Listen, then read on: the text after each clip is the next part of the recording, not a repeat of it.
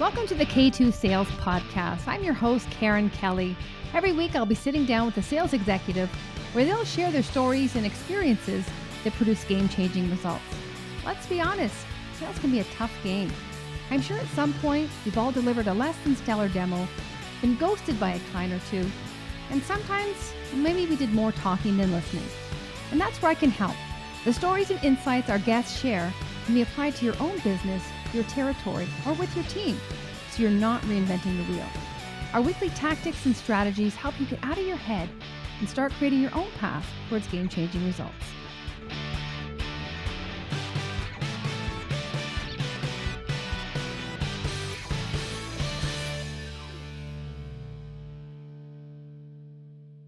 Welcome back to the K2 Sales Podcast. I'm your host, Karen Kelly. Now, I had the absolute pleasure of sitting down with first-time author Jamie Diglio, and this is her book here, Moneyball Leadership. What a treat it was to read, and include that in the show notes, and I would highly encourage it for sales leaders, business owners.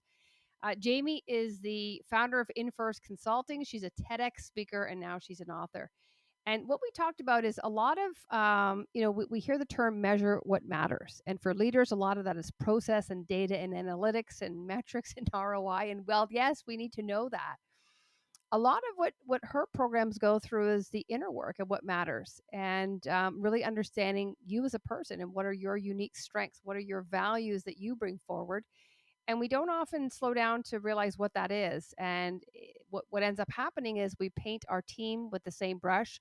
We're not really looking into what motivates them, understanding them, connecting with them, because we're not doing it with ourselves. And so she coins the two rooms, the war room, working against results, or the win room. The win room is what I need. And I think it's great in just categorizing immediately, like when I'm working against results, like I'm in my head, I'm stressed, I'm anxious, I'm losing money, I have some negative self-talk, and so how do I move myself into that win room? Because if we're in the war room as a sales leader, we are look at our environment, we're inviting them to come with us, and when we work against results, we're not helping anybody. But what she shared was too often when we look at the win room and what do I need, to succeed? Who do I need to become? What do I need to do to move my team, to motivate them or my prospects? We don't really know. We don't have that clarity, and we don't know. So we know what we don't want, but we can't clearly define that future state, that direction we want to go in. And then we don't go there. And so we're stuck in the war room. And so highly encourage you to take a listen. If you're a sales leader and are looking, just knowing that something's not off, you're not leading, you're not living your best life, your best self, but you're also not leading and motivating your team. This might be a great program, a great starting point for you to look inward and start by reading her book. And then she offers a program where she would come in and work with your team.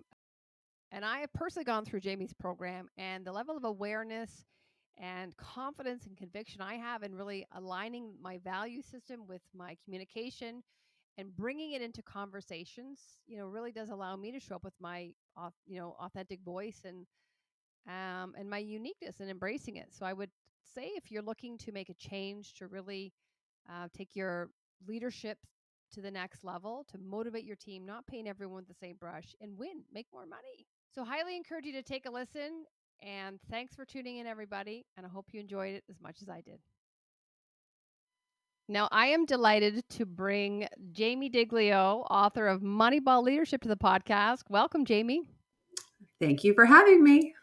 I'm excited for this conversation. I know it's going to really invite people to pause, and I hope just reflect for a moment and see, what kind of leader am I? And sometimes we ask our team, but like, well, how am I showing up, and is it exactly who I always thought I would be? And just some reflection I think is really good. So before we get into that, why don't we just start with, everyone's talking about writing books. Some people are doing it. But what compelled you to get all your thoughts and your years of coaching and actually write a book? Was there a trigger event or a moment, or was just this always a dream?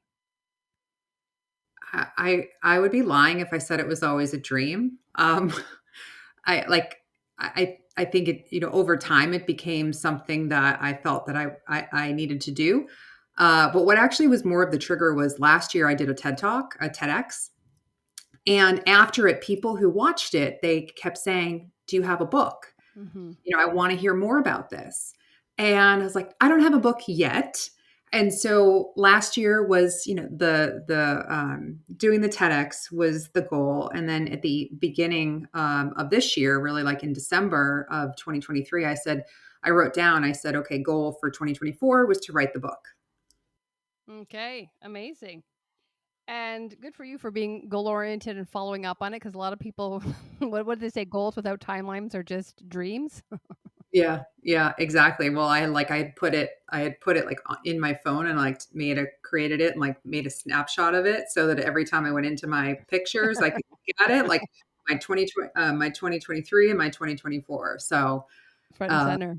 it was front and center there. So that like I had to figure out how to get it done this year. That's good. James Clear would be happy. When you said your audience in the TEDx were saying, I want to hear more about this, what specifically, why don't you back it up and just, let us know what is this? Because I've read the book, and for those who have not read the book yet, I'm holding it up here, Moneyball Leadership. It's an easy read, but it really does hit you and hold a mirror up to you. And I thought it was amazing. But what do you think it was about the book, the topic, or the fact that we're talking about things like this that invited that audience to say, like, I need more? Yeah. Um, well, I often say the programs like the coaching and training programs that I deliver, they're teaching people things that they've never been taught, and that's why they're so effective.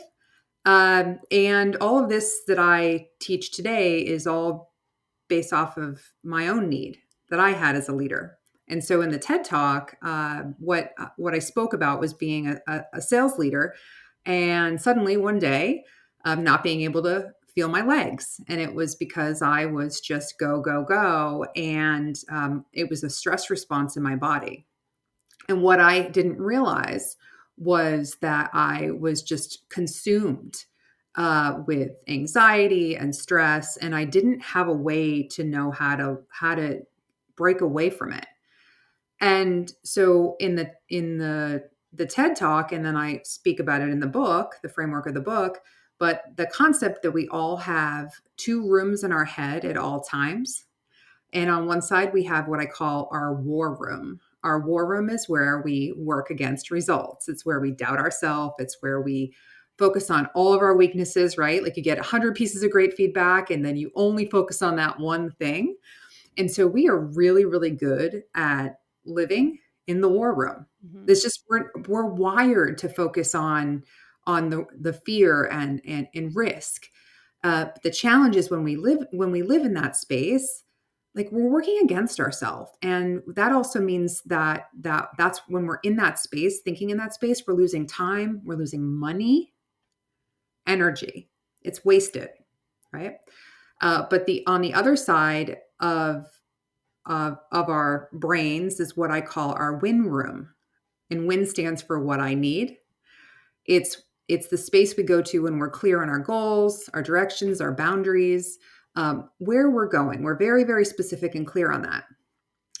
The challenge why we don't just go to the win room, we don't shift our thinking, is because most people haven't actually built that out. They don't know. They just say, I'm really unhappy. And I'm like, well, what would happiness be? Well, I don't know.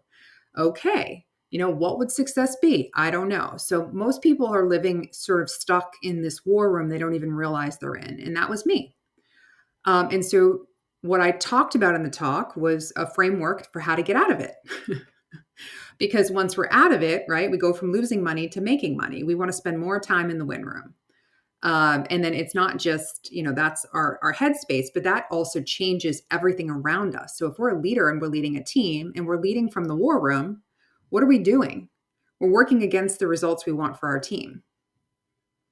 So we want to get clear and have, a direction for our own self as a leader, as a professional, as a parent, as a friend. Just where are we going, and what do we need to stop holding on to get there? Hmm. Yeah, and this isn't talked about. Like when you think about the typical leadership courses, a lot of it is data analytics, ROI, and yes, those are important. But I feel, and I coach clients as well, is that connection piece is really important. And so what I've just heard from the war room and the win room is the first stage is really that awareness and going like, why am I feeling like, what is this call? Because people aren't going to go, I'm in the war room. But just this level of anxiety, stress, in your case where you had physical symptoms where you couldn't feel your legs, like you obviously the pendulum went to the extreme there. But that first step is the awareness that this isn't serving me. And if I wait longer, like think about what you said about leaders. Like, what is the impact to your team if you have a family, a partner, friends? Like, everyone around you is going to, feel it's got a ripple effect, a negative ripple effect. Hmm. Absolutely. And it's like this isn't talked about at all. And that's why so many people are spending their life Mm-hmm. stuck and feeling unhappy. They don't know what's wrong. They don't know which direction to go in.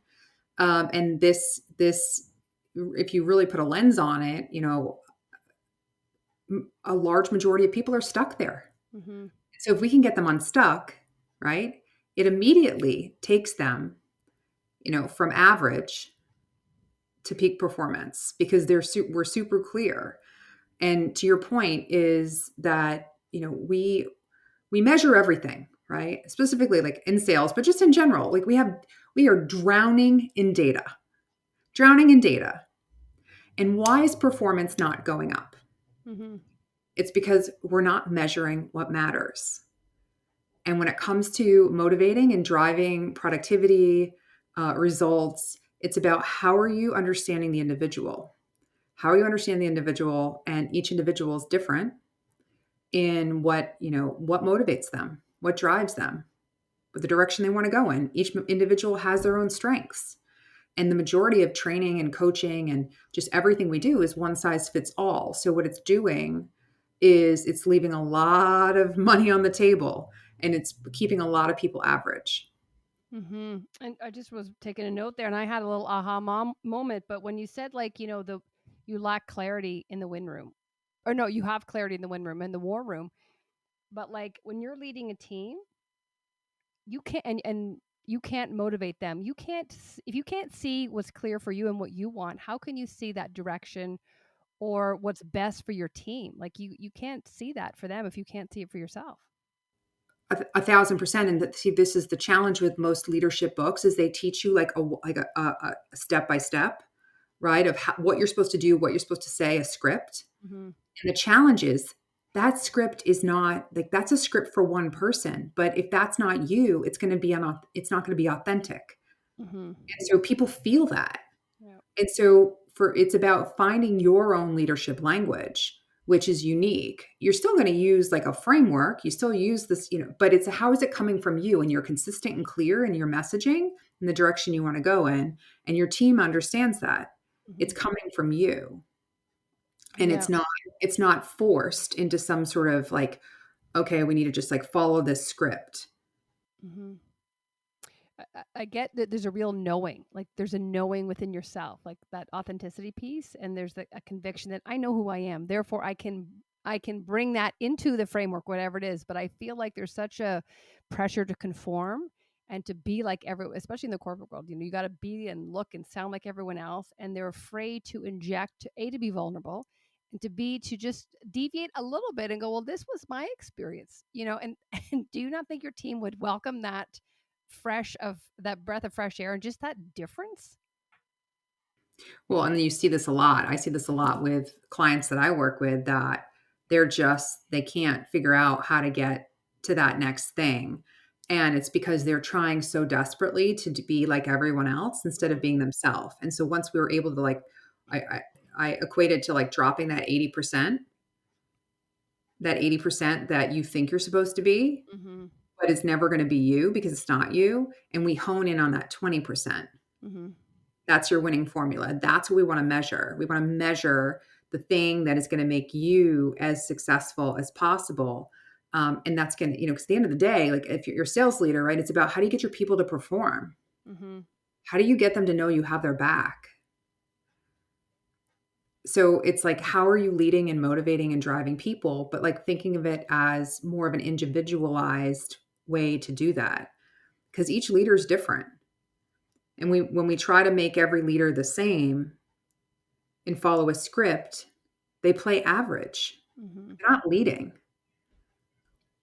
And I say this in the book. I'm like, if you're not leading, if people aren't listening, and are Mhm. your people listening? And then you added a line because I actually underlined it and it said, "But are you even listening to yourself?" So talk to us. What did you mean by that? Well, like, let's think about when we think about, I talk about in the book, right? Like, people might be like, what's the money ball? What is money? What's the money ball reference here? Well, for people who don't understand money ball or don't know what money ball is, it was basically, in Major League Baseball, how they looked at data in a different way. And so when I talk about Moneyball, it's about looking at the problem in a different way, uncovering the hidden value in yourself, right? That 20% and the people around you, and that hidden value in the people around you, and mastering what I call the new ROI. And the new ROI is return on interactions. Mhm. So, how are you making money instead of losing money in every conversation? So, why I share this is because when we ask, like, are you listening? Like, are you listening to yourself? Like, every conversation is a sales conversation. But the problem is today leaders are talking, but very few are listening. Right? I mean, this is why engagement rates are like, I think it's like 70% of employees are disengaged at work. So you're doing a lot of talking, but nobody's listening. And the only way to have an interaction, right? You have to know where you're starting from. Mhm. So if you don't know who you are and what your intention is in the conversation, how in the heck can you hit the mark with the person you're trying to communicate with? That's why people are doing, like, you say stuff and then they don't listen. Mhm.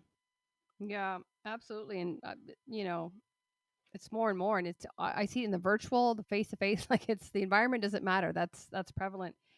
So for the hidden value, you said 20%. Like, how do people figure out what is their hidden value to hone in on it? What are some ways that we can really go like, what is my hidden value that I'm not aware of? Right. I mean, and that's what we do. That is exactly where we start in the programs, in the win room programs, because it's about understanding self. Then first, right, you got to know yourself, and then understanding others, the differences in others, and then mastering that new ROI. Right, like how are you showing up as yourself confidently and clearly in every interaction, and using that to hit the mark in your, for your sales conversations, your team, your conversations with your teams. But when it comes to understanding your hidden value, we are naturally just wired. A lot of it's neuroscience. So we bring in concepts from sports psychology, neuroscience, social intelligence. We we naturally do not see the things we're good at Mm, because they're easy for us. And so, what might be easy for me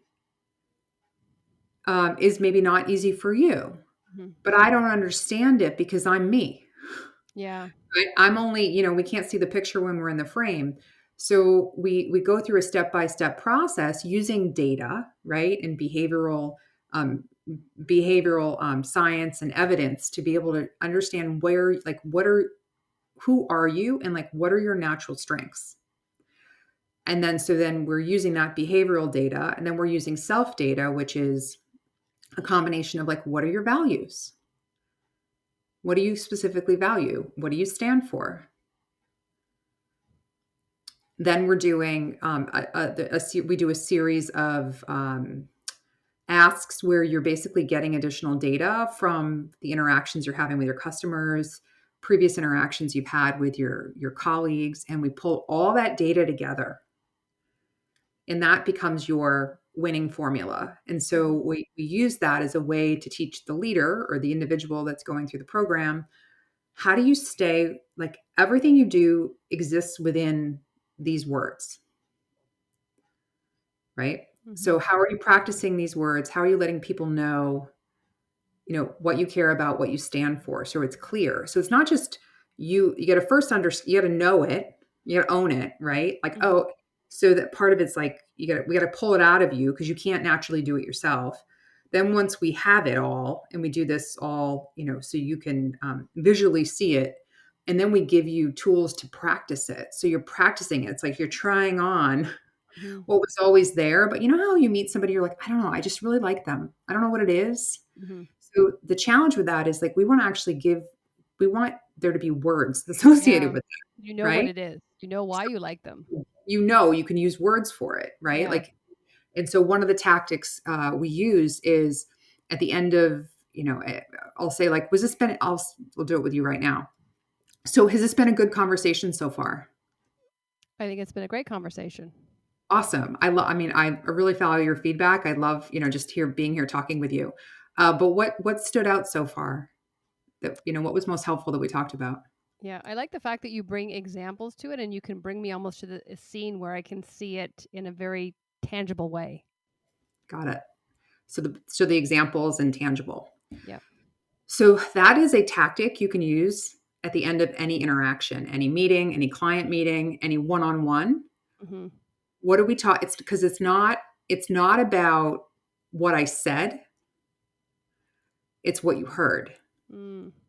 And so now I know I just wrote that down. Anytime I'm talking to you, it's all about how do I like keep it real with tangible examples Mhm. that you can like place yourself in. And so if you're my prospect or you're right, we'll use it as a prospect. You're my prospect.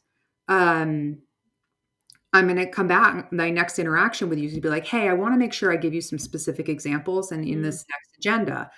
Is there anything else? Right. So I'm going to use your language, Yeah. combine my language in that. And it's the same thing with a one-on-one. If you have a one-on-one with a person on your team, okay, what was most helpful that we talked about? And they say, well, I really appreciated you gave me time to like talk through a deal. Mhm. Awesome. Um, so then you're going to now know in that next one-on-one, I want to make sure I give you time to walk through any deals. Mhm. So you're creating space and you're holding it so you're understanding the individual and what they need so that you can then, hit the mark more Mhm. effectively. So, because all that other stuff, you could focus your time on a billion things. Yeah. But we call it what I call like the platinum rule, right? That's a well-known the platinum rule over the golden rule. Are you familiar with this? No. There's actually a book on it. It's from like way in I think the 80s. So the golden rule we were taught in I think elementary school. It's like treat others as you'd want to be treated, Yep. I know that one. right? But the platinum rule is really what we focus on, which is treat others as they would want to be treated. Okay. Right? So Mhm. so when we think about it, it's like we naturally, if we treat everybody the way we want to be treated, statistically, we think like 25% of the people around us, right? Yeah. So we only think like 25%. There's a 75% chance that if we're not self-aware and we don't understand how to understand people, that we're going to totally lose them in the conversation. Mhm. So it's teaching this strategy about how do you understand people? How do you understand yourself? Mhm. But it first starts with yourself, right? You have to be open and aware to know that, hey, the world doesn't revolve around you. And by the way you think, what you think is important is not necessarily what they think is important. Mhm. Yeah, so much goodness there, Jamie. And the first thing I would say to debunk the theory that the world doesn't revolve around you, most leaders think it does. So that's the first thing we got to break apart. Well, and that's the thing. So the thing about it is and this is why the training and the coaching that I do for sales teams, you have to have a leader that is open Mhm. to thinking differently because this is going if you give their teams these tools, they Mhm. will absolutely improve, Yeah. right? The data that we have on the percentage of growth in big deals and confidence and executive presence when they go through the program. But this is what we teach is the problem is that the leader wants it pitched. We'll just use an example. The leader wants it pitched, the product or the service or whatever, pitched a certain way, the way the leader wants to hear it. Mhm. Here's the challenge. There is a 75% chance that the way that you're telling them to pitch it is going to miss the mark with the person you're talking to, the Mhm. prospect or the group of people. So so we're not replacing any sort of sales training, but what we're doing is what we call like moneyballing it. So you have a script or maybe a sales methodology that or you've been trained on or whatever. But how many people have been trained on that sales methodology? Millions? Mhm. So your people are very predictable in what they're going to say. If you think of the customer or the prospect, you're like, "Oh my god, I've heard this before. They've been Yeah. trained by the same people." So sorry, it's just funny, right? Because it's true. Like they've heard this before. And so your people are very predictable, but they're not memorable Mhm. in what they say. And so what we do is we teach them how to be memorable by using their own unique leadership language in every interaction, so that that individual rep or that whoever, that what they're saying is going to be remembered by the prospect, or if it's the leader, we're training the leader. We do a lot of next in line leader work. How's that leader going to really leave a message with the person on their team that sets in, right? How do you communicate differently when everyone around you is taught to talk the same? Mhm. And that's why it's so impactful, because you break apart. For everyone's like, how do you break apart from the noise? This exactly. And I went through your program, and I can tell you the level of I mean, I'm a confident person, but I just had real clarity as to what my strength was. And so when I would share that, even if I use the language, but I felt like I really embodied it.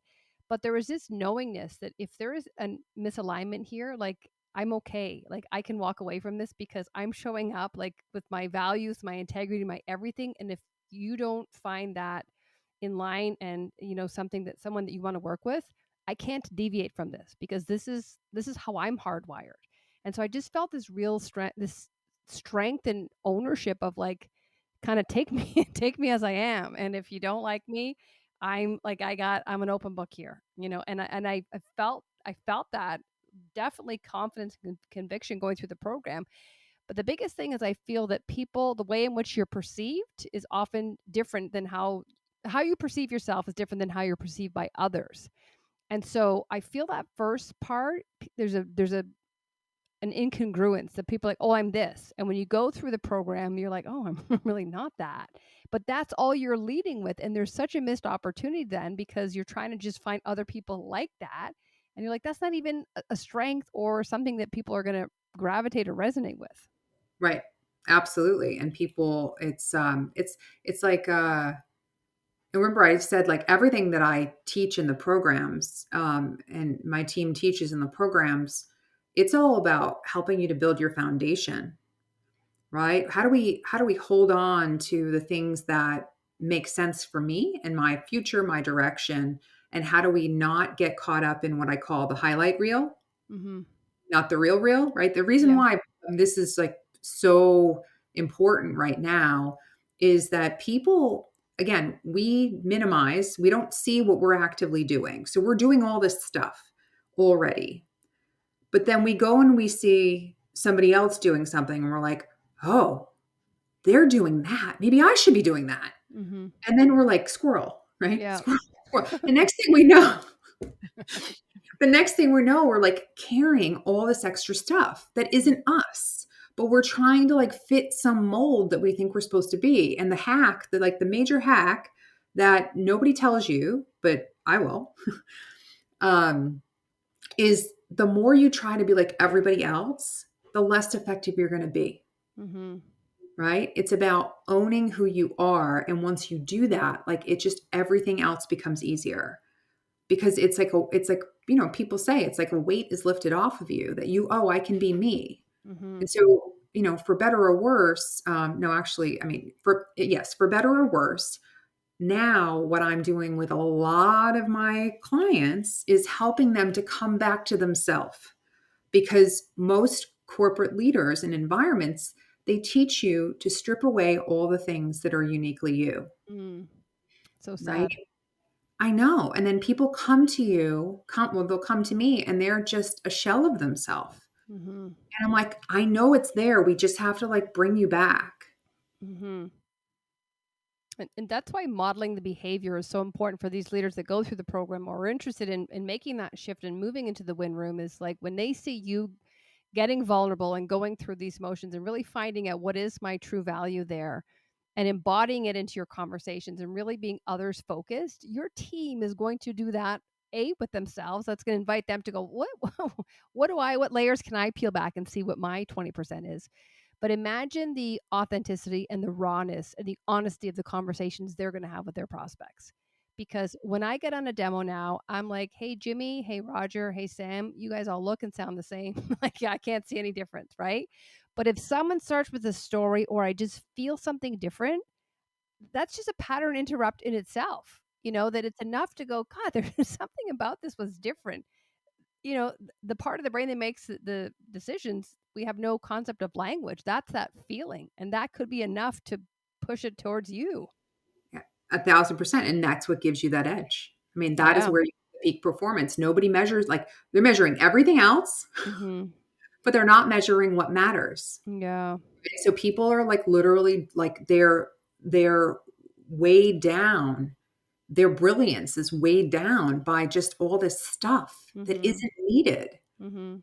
It isn't needed. And then once you can break free of that and really like hone into like where your zone is, and then just continue to practice that, it just makes everything that you communicate and how you show up, people feel it, right? You can Mhm. feel it when someone is being real with you. Yeah. It's Yeah. like whether it's virtual or in person, you can just you can feel that energy. Mhm. And like the trust, a lot of leaders talk about, well, we're lacking trust in our teams. And I'm like, well, it starts with trusting yourself. Mhm. Mm. Yeah. And even in the book you had mentioned, some leaders to their face, people will give them the respect and, say what they're going to say, but when they leave the room, they just, are talking trash about them. And I know I've worked with leaders like that. And it's just like, God, do you, why don't you just show up and be real? Like, be yourself, and step outside of that conformity. And I don't know. I think back in the 90s and the 2000s, you just didn't dare do that. And that was that fear mongering, that real strict dictatorship. But now I feel the differentiator and the leaders who are completely self aware and who know that they don't have all the answers and invite their team to come up with the answers. Like, those are the teams that just that level of honesty. And sometimes I can't even believe like how honest. I'm thinking, God, I would never say that in front of my boss, but they do. And that's the culture that leader has created. Well, and yes, 1,000%. And the thing that we haven't talked about, but is really important, is to understand that this generation, this younger generation, these next leaders, these, um, they're seeking that. They Yes. want authenticity. Yeah. They want someone that's going to show up and, it's like I gotcha, right? Yeah. So there's like two kinds of leaders. There's the I got your Yeah. back, right? And then there's the other leader that's like, I gotcha. I saw you made the mistake. You did this wrong, Yeah. right? And Yeah. so there's the two, it's like fear versus, freedom, Yeah. really, right? Like freedom to be yourself and like fear of being yourself. And we know, and this is also where, and nobody talks about this, is like how it impacts your body.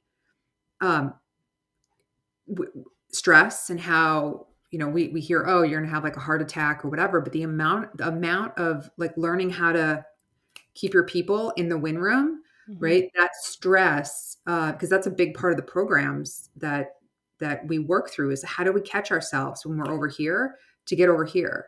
And it's a practice. But when our body is under stress, we don't make good decisions, right? We make mistakes. And so we have to really think about, how are we helping people to manage that stress or relieve the stress? And so it's a huge component in how your team is performing. But most leaders are doing the opposite. All they do is put the hammer down and expect like more results. And I'll like sit in these sessions with teams and I'm like listening and I'm like, everything you're doing and what you're saying right now is basically working against the results that you want to Hmm. achieve. And what I talk about in the book and the framework is that, for most, like, this is not leaders' faults. Like, if I, this is what a lot of leaders have been taught Hmm. to behave. So I Yeah. don't look at it and say it's their fault. Like, they don't know what they don't know. What I'm doing is showing them a different way that is way more effective, but they're just unaware, Mm-hmm. right? And that's the first step is awareness. And I also feel some leaders still want to be right. It's just like, are you fighting to win or are you fighting for the cause? Like, what are you doing here? And so trying to be right combined with when you look at the Gen Zs and just really having their mission, they're mission driven, they're purpose driven, they're all about meaningful. And if you are so ego driven and, real focus on being right, like you are going to have zero team around you. Oh, I mean, absolutely. And for anybody to say that they're right and having Mm-hmm. a fixed mindset on that, it's like you might be right in this moment, but if you don't have an ability to understand how to like think critically and change your perspective, Mm-hmm. you're dead in the water because Yeah. everything is changing so fast. And if you have a fixed, it's like we spend our whole life and like we go to school and then a lot of times we get into organizations and then there's no ongoing development and how are you looking at what you do today and going, all right, how could I improve this? Mm-hmm. Right? Instead, it's like just do it this way. Mm-hmm. This is the one way that we do it. And I outline that in the book, right? Is that leaders are losing money every moment of the day because they'd rather be right than win. Mm-hmm. They'd rather be right than win. Yeah. And if winning comes from having a different way to think about how you're leading yourself and your team, but you resist that, that's on you, right? And you're going to be left in the dust because things are changing. When you said you have to catch yourself from when you're in the war room, and it's like a switch to the win room. What are some techniques or ways we can go, oh, is it thoughts? Is it physical? Like, what are some ways to go, I'm here, I need to move over there? Right. Well, first is you got to, right, I say it's like you got to notice. So this is why when we do the work, we have to identify what our war room is, right? What are the things we Mm-hmm. tell ourselves? What do we repeat to ourselves? And then building out what are the things the clarity in our win room and like literally giving it language Mm-hmm. so that we can then point to it when we notice. So when we notice it, it's about noticing it. So then we can normalize it. Like, so that's another part of it is like the noticing part I think I don't know, it's like 60, we have like 60,000 thoughts a day. Mm-hmm. And I want to say, yes, it's 60,000 thoughts a day. 75% of those thoughts are negative, Mm-hmm. and 95% of the thoughts that we had, Mm-hmm. I told this to you already, Yep. 95% of the thoughts we had, yesterday we have today. Yeah. So we just keep repeating all these negative thoughts. And then we're not going to, if we don't break it, if we can't notice it, we're never going to like noticing it to normalize it and then to neutralize it. Be Mm. like, nope, that's not true. Is Mm-hmm. what I'm saying true? Yeah. Like, for example, I had someone I was coaching today, and this person's in a new role in an organization and a completely new role and had, come from a place where they were leading a team and they kind of knew how to get stuff done. And this person came to me and was like really struggling because they're about 6 months in the role and saying, I just feel like I'm not doing enough. I'm not making enough of an impact. Like, I don't know how I could be successful here. And so I said, I'm like, well, so I get it. I understand, you want to be a top performer. That's what you are. And then sort of this time of like you're building that up. You can't know everything from day one. And I said, I'm like, well, what is everybody else around you saying about your performance? Mm-hmm. And this person said, well, they all keep telling me I'm doing a great job. Mm-hmm. I'm like, okay, so your war room is telling you that, right? You're not good enough. You're this, but everybody else is telling you you're doing a good job. So I said to this person, I said, all right, so this is what I want you to do. Number one, I need you to redefine what would be like success for you, right? In the next 6 months, what would you be doing? Two, I want you to go back to those people that you work with and just saying, hey, I'm looking for, feedback. What would you say that I'm doing well? Mm-hmm. Gather that data. This is Yeah. all data, right? Words are data. But you got to write them down. Gather that data back, understand like what are the things that maybe you could be doing better, what are the things you're doing well, And you got to hold on to that. You got to hold on to it like super, super in a strong way because, right, when these thoughts come in, you have to be Mhm. like, nope, over here, this is the direction I'm going in because it's like learning how to not listen to yourself, but you got to talk to yourself, right? Mhm. Where do I want to go? What's my direction? These stories are just because, I'm catastrophizing, which is normal. It's what our brain does when we don't have enough information. Mhm.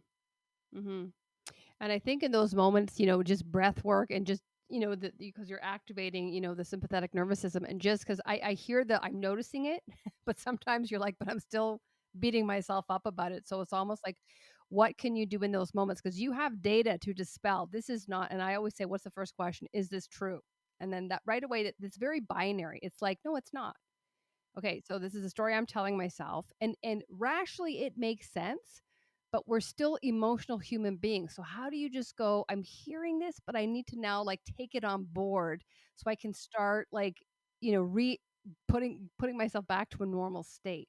Because I feel like, yeah, it's logical and I'm going to say these things, but I feel sometimes when you breathe or just, create some separation from the space and things like that really adds to almost transformation, like bringing you back out of that state of paranoia or whatever you're in, because I've been in there. Absolutely. And this is why it's, trying to, many people suffer in silence on this. Yeah. So they get in the stories in their head and they go down a whole rabbit hole. Mhm. But yes, breathing is a practice. That's one of the practices that we do ongoing. But like how you're doing some box breathing, Mhm. um, how are you? We do really do more like triangle breathing, but there's so many different kinds. We try different things, but like how do you create and calm your body? Yeah. Because you're so tense. Uh, so that also just like connecting with someone, having someone that you could reach out to and talk and just have a quick chat with as well. But a big part of it is also having the data that so you can see oftentimes, like for this person specifically, it's because they're either like it was misaligned with their value. Mhm. Mm. One of this person's core values was order. Mhm. And like, so they really are like all about how do I create order in chaos? Yeah. And this is like an hour and a half old for me. So what we pinpointed on is because this person values order and felt like because everything is sort of chaotic that it was almost like this person was taking it on is even though the environment just isn't or I mean it's not order, it's chaos, it's moving fast and changes, but understanding also the part of their understanding of their value system is what was making it almost worse, Yeah. because that's the thing that they need and they really appreciate, and they're not getting it right now because of just the time frame of being new in a role and Mm. changes and org changes and stuff like that. But just being able to identify and go, okay, that makes sense. Normalizing it. Yeah, and not attaching Sometimes a just story to it. right, and not attaching a story to it. It's like, Mhm. this makes total sense. Yeah. You're new in an organization. You had been, you've been in the same role before for many, many years. Now you're like learning a new role. You don't know everything. Mhm. And so it can immediately make you feel vulnerable. And you're like, Mhm. maybe I don't know what I'm doing. Yeah. And then you throw in a type A. Like, I could see myself in that situation. I'm like, "What's wrong with you, Karen? Like, you should be up," and, and it's just like, "Hang on a minute, you're also human." And I just think there's also gotta be some compassion, some grace there. And otherwise you I can see how, like, as you're saying this, how you can go to the war room in a minute and maybe not even know you've gone there Oh my gosh. Oh, absolutely. because you let the situation take you and you have to be in control. Right. And it's not like I say, the war room doesn't go away. Mhm. It's a practice. It's a Yeah. practice shifting ourself, right? It's like, say, like the shit shift. Like, get over here. Right? Have you like you just like knowing like where do you want to go, not where you don't want to go. And we tend to ruminate, right? Mhm. Like all and our thoughts are so powerful because our Yeah. thoughts expand. one of the tactics that I teach people is like the last 5 minutes before you go to bed at night. What do we Mhm. normally think about? All the things maybe we didn't do well, or like things we screwed up, or all the stuff we have to do, right? But instead of that, how do we focus on the things that we want? Mhm. How do we put ourselves into that future? Yeah. And those thoughts, thinking about what we want, not what we don't want. And I think when you think about that, a lot of people perhaps why they can't get into the win room is when I coach people too, and I'm like, what does good look like? Or, define your future state. They're like, well, I don't want this. They know what they don't want, but the universe isn't responding. This isn't our universe, but there's no ambiguity there. It's like, I need to know, like if you think about a health goal, it's like, or even a race. I want to run a 10K by March 31st, and I want to run it in 38 minutes. And then your training program can go along with that. But a lot of people are like, I don't want to be slow anymore. Well, that's you're going to stay in the war room, but also the brain likes familiarity, right? And so sometimes in the absence of clarity and like I can't define it, I can't label it, it goes back to safety. Even though you may not know or you may know that it doesn't serve you, it's like this is safe, this is comfort, this is familiar, right? Absolutely. And that's why we we often stay the same. And then every Mhm. year we're like we want to change and then nothing changes. Nothing changes if nothing changes. And that's why it's Mhm. really hard to do this on your own. So for people who are just listening right now, just on that last sentence, and they're like, there's an itch there. Like I hear what you're saying, and I feel like I'm a candidate because I think everyone is a candidate. Like, what should they do? Like, what's that first step? Should they reach out to you? Should they start journaling to find out like what their war room is like? What's that first step of like I want to make a change? Well, I think the first step is I'm a big fan of journaling. Like I've ever since it's basically been 9 years that I've built this program from myself, right? I think I said that in the beginning, but I built Mhm. this because it's what I needed. And Yep. that's why we call it the win room. What I need. Because everybody, right, Mhm. because everybody that went through it, they said, this is exactly what I needed. And so Mhm. they would repeatedly say that. That's why we call it the win room. Mhm. But they didn't know they needed it. So I would say that, the first step really is like, if you're saying to yourself, okay, I'm really not happy with where I'm at. I maybe don't know where I'm at, right? I just feel like I'm not where I want to be. Mhm. Um, and so the first step I would say is like writing down like where do you want to be? Mhm. What is the goal? Yep. And where do you and then so it's important to write down, the direction you want to go in, but also where do you think you're stuck?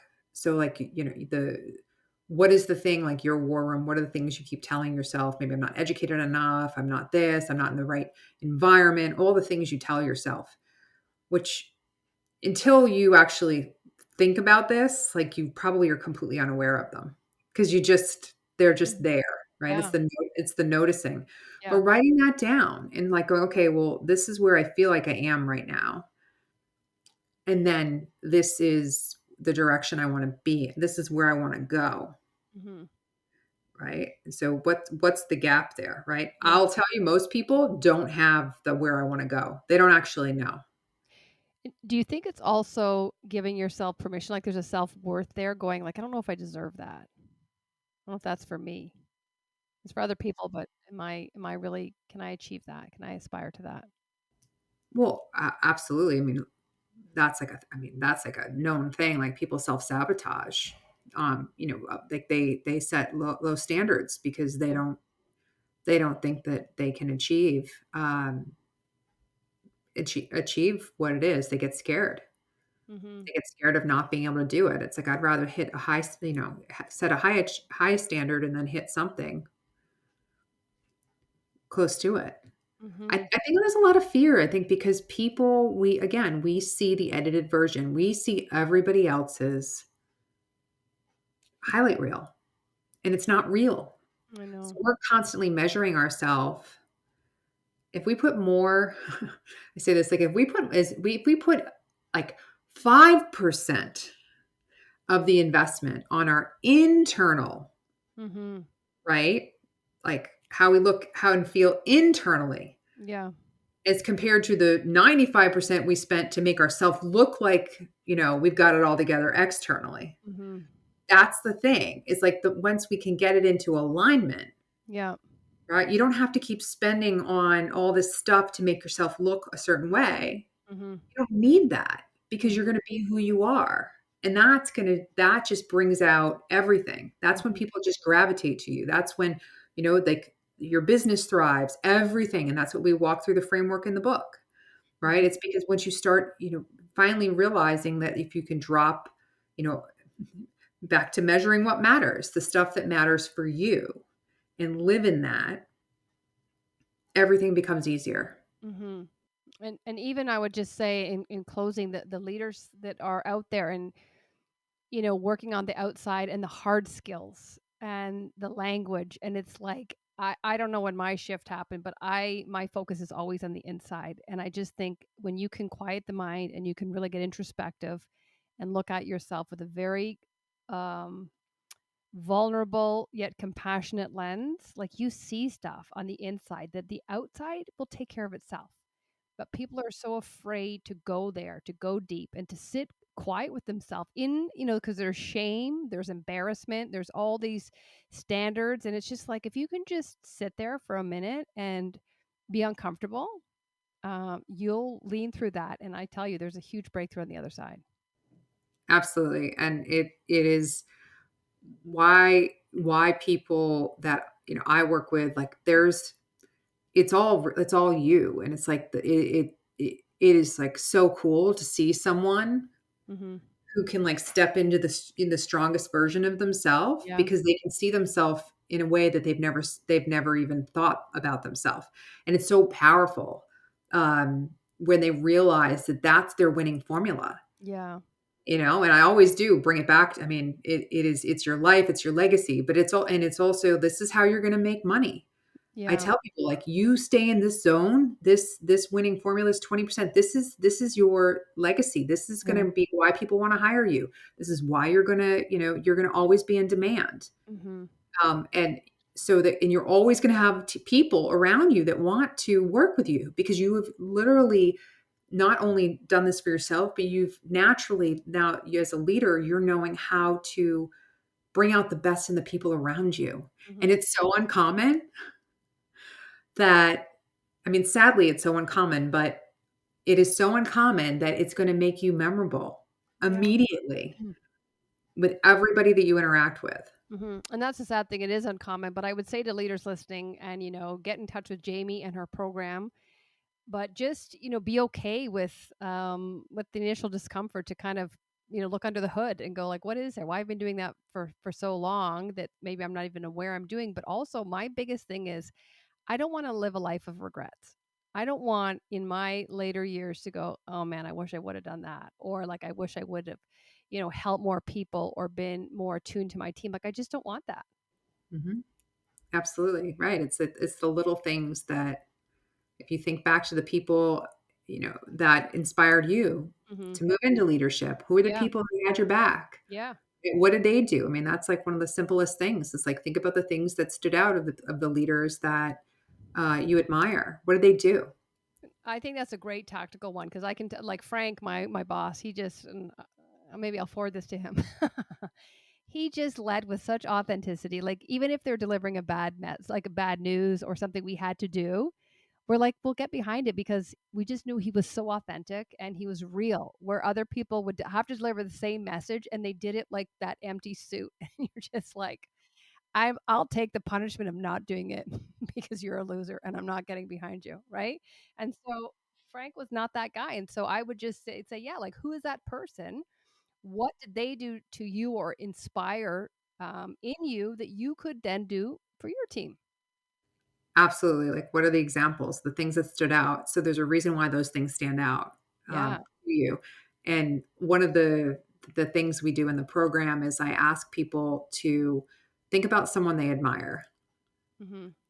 in their life, whether, and some people will say like their grandfather, their aunt, like their first boss, I don't know, somebody famous. Yeah. And so typically what we do when we break it down is we see that almost always is the reason why you admire them is the thing, right?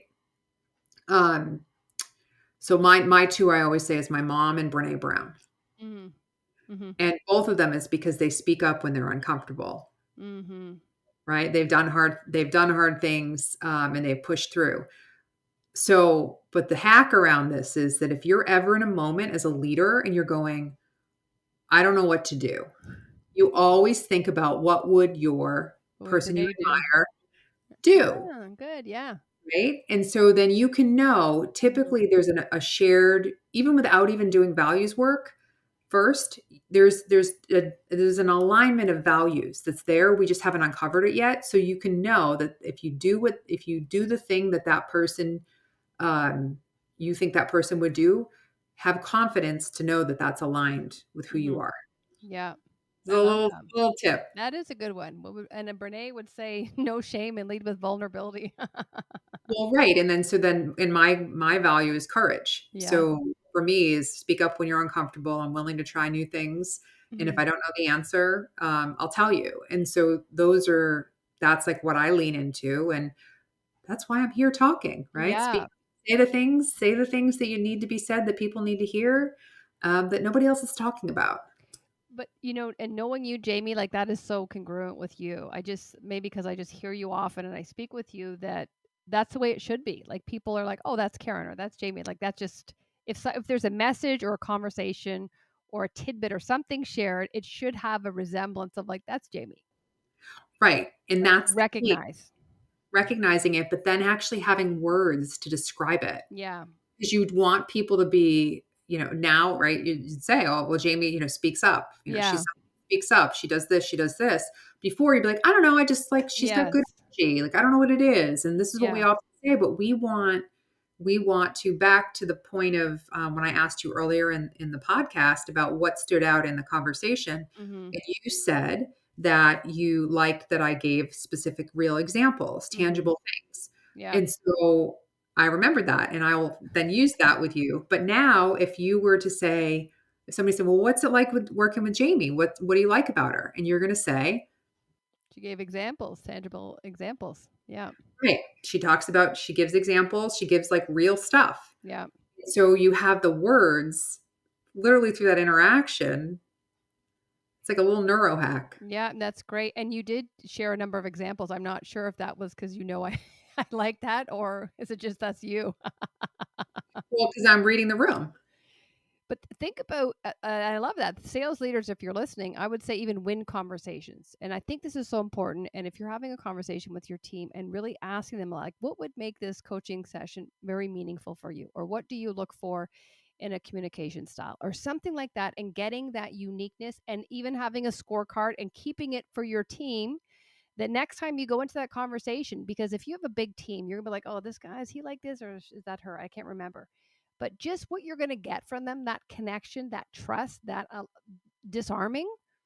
And then over time, but I think it's important to keep on asking them like more. So it's not just like, okay, you like examples. What else? So we can get breadth here and continue giving you what you need. I think that's a very powerful thing that leaders should, if you're listening, and you're not doing that, it's definitely an opportunity for you to do it and demonstrate how you have winning conversations. Absolutely. When it comes to like being any sort of consultative, they want someone who's got something interesting to say, a point of view. And Mhm. how do you have that if, you're just reading a script? You need to come with it with your own point of view, your own self. Mhm. And yeah, I get that a lot. People, come to me like, "Hey, I have an offsite." I do a lot of offsites, and what do I do? Right, that's a huge opportunity when you're got a team meeting or you've got an offsite, and what are we going to do? And usually it's like a last minute thing. You're trying to figure out and they just do the same thing over again. I'm like, this is an opportunity to make money.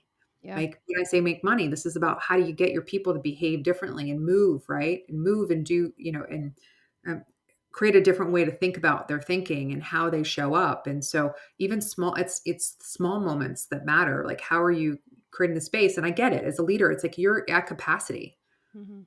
and like how do you think about this and go, oh, what would be effective? It's hard to do. That's why it's hard to do alone. That's why reaching out and using resources to help you with how you're showing up, you know? Mhm. Absolutely. Well, listen, this is eye-opening for me, having gone through your program. I think you can keep doing it because we're always changing, we're always evolving, and our values change all the time. So, if folks are looking to connect with you, learn more about your program, purchase your book here, they'll be attached there, Moneyball Leadership. What's the best way for them to connect with you, Jamie? It's my money ball, you like it? Roll the dice. There we go. No, the best way, you just ping me on LinkedIn. Okay. Yeah. You can ping or, you can go on my website, in First Consulting. Oh, but yeah, pinging me on LinkedIn is the best. Okay. You're gonna put Excellent. the contact info in here, I I think. will. I'll give you everything in the show notes. Yeah, reach out. Yeah, reach out. I'd love to hear what stood out to you in our conversation, in our interaction. Now you know, be prepared. Jamie's gonna ask you what what resonated the most. She's gonna hold you to a task here, so know that. Well, you gotta know. Like if you're saying something, you gotta know what you're saying. I think it's great. It's great. Well, listen, thank you so much, Jamie, for sharing your wisdom. Congratulations on your book. I loved it, and I would encourage you all to pick it up. It's a quick, easy read, but it's very meaningful and impactful. Thanks for tuning in, everybody, and we'll see you next time. Thank you.